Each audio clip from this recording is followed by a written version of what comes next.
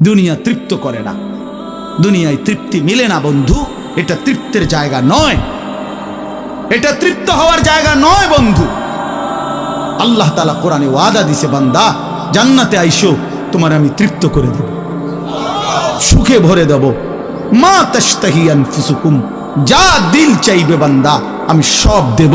তোমার চাওয়া শেষ হইলে ওয়ালাদাইনা মাজিদ, আমার কাছে আরো অগণিত আছে কোটি কোটি নিয়ামত, যেগুলো তুমি নামও জানো না, চিনো না বান্দা। তুমি চাও নাই, আমি আল্লাহ নিজের থেকে আরো কোটি কোটি দেব।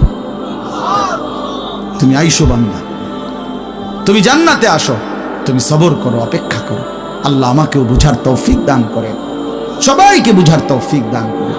আপনাদের এই মাহফিল আমি শুরু থেকেই বললাম কষ্টের আয়োজন। কষ্ট করে ভাবেন, নিজের ফিকির করেন, নিজের ভালো নিজের কল্যাণ ভাবতে শিখেন।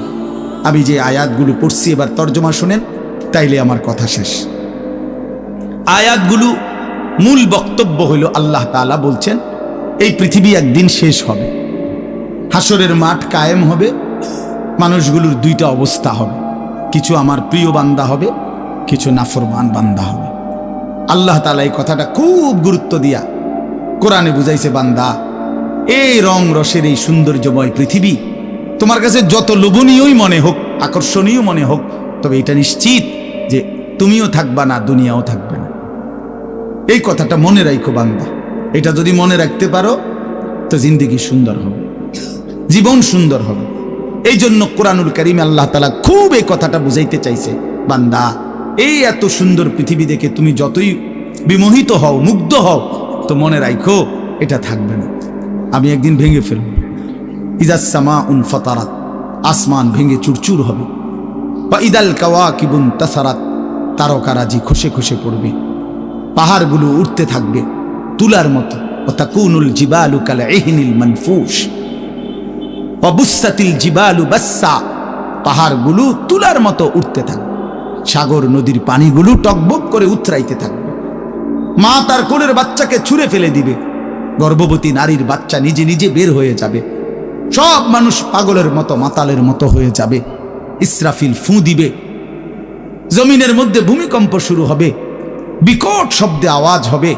আল কারিআতু মাল কারিআ। আল্লাহ তাআলা এই কথাগুলো বহুভাবে বহু আয়াতে বুঝাইতে চাইছেন, বুঝাইয়া বলছেন, বান্দা একদিন তুমিও শেষ হবা, আমার এই সৃষ্টি জগৎ শেষ হবে, হাসরের মাঠ কায়েম হবে। তো এখানেও আল্লাহ তাআলা বলছেন, কাল্লা ইদা দুক্কাতিল আরদু দাক্কান দাক্কা, সাবধান বান্দা, মনে রেখো এই জমিন একদিন চূর্ণ বিচূর্ণ হয়ে যাবে। কি হবে বলেন না? ওইখানে একটা কথা আছে, লম্বা কথা, অতুহিব্বুনাল মালা হুব্বান জাম্মা। আল্লাহ তাআলা বলেন, বান্দা দুনিয়ার মাল আর সম্পদের ভালোবাসাটাকেই তোমরা খুব গভীরভাবে দিলের মধ্যে বসায় লাইলা। তবে মনে রাখো, দুনিয়াকে তুমি যত ভালোবাসো, যত মজবুত করো, যত বিল্ডিং, যত ফাইলিং, যত মজবুতই হোক না কেন, এটাই মনে রাখো আমি আল্লাহ এই জমিন, এই সৃষ্টি একদিন ভেঙ্গে চুরে তছনছ করে ফেলব, চূর্ণ বিচূর্ণ হয়ে যাবে। কাল্লা ইদা দুক্কাতিল আরদু দাক্কান দাক্কা। এরপরে হাসরের মাঠ কায়েম হবে। তো হাসরের মাঠের দৃশ্যটা আল্লাহ তুলে ধরছে যে হাসরের মাঠ কায়েম হবে, মানুষগুলো সব দাঁড়ানো থাকবে, আদম থেকে ইসরাফিলের ফু পর্যন্ত।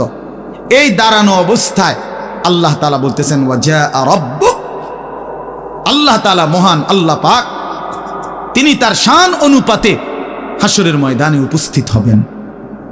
ওয়াল মালাকু সাফফান সাফফা, কোটি কোটি ফেরেশতা সারিবদ্ধভাবে লাইন ধরে দাঁড়াবে, চারদিকে কোটি কোটি ফেরেশতা, মহান আল্লাহ পাক উপস্থিত, আর মানুষগুলো সব দাঁড়ানো। এই কল্পনা করে হাসরের মাঠ। এবার কি হবে? আল্লাহ বলেন, ওয়াজিআ ইয়াউমা ইদিন বিজাহান্নাম। এই অবস্থায় ফেরেশতারা জাহান্নামকে ৭০,০০০ আগুনের শেকল দিয়ে টেনে হাসরের ময়দানে উপস্থিত করবে। মানুষগুলো সচক্ষে জাহান্নামকে দেখবে। জাহান্নাম একটা বিকট তারা আগুনের গর্জন, তীব্র আগুনের যখন একটা গর্জন উঠবে, আল্লাহর কসম নবী বলছে, পুরা হাসরবাসী তখন চিৎকার দিয়া বলবে, ইয়া রব্বি নাফসি নাফসি, আয় মাওলা আমাকে বাঁচান, আমাকে বাঁচান। এই প্রথম হাসরবাসী কথা বলবে, তাফসিরে আছে, হাদিসে।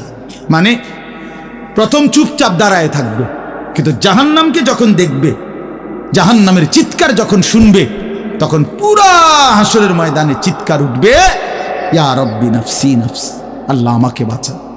নবী সাল্লাল্লাহু আলাইহি ওয়াসাল্লাম বলেন, আল্লাহ তাআলা ফেরেশতারা যেন দেখায় দিবে ইব্রাহিম আলাইহিস সালামকে, ওই যে আপনার ছেলে ইসমাঈল, তার ব্যাপারে কিছু বলবেন। ইব্রাহিম আলাইহিস সালাম বলবেন, ইয়া রব্বি নাফসি নাফসি, এই মাওলা আমাকে বাঁচান, আমাকে। ওর বিষয়টাও দেখো। ইয়াকুব আলাইহিস সালাম, ওনার ছেলে ইউসুফ আলাইহিস সালাম, এটা সেই ছেলে 40টা বছর দুনিয়াতে, যার জন্য উনি কাঁদছিলেন। ফেরেশতারা বলবো, ওই যে ইউসুফকে দেখা যায়, তার ব্যাপারে কিছু বলবেন। ইয়াকুব আলাইহিস সালাম বলবেন, ইয়া রব্বি নাফসি নাফসি, এই মাওলা আমারে বাঁচান, আমার। ওটাও বুঝো। অজি আয়াউমা ইদিন বিজাহান্নাম, জাহান্নামকে হাসরের ময়দানে আনা হবে বন্ধু। বিষয়টারে তুমি আমি খামখেয়ালি মনে করো না বাপ।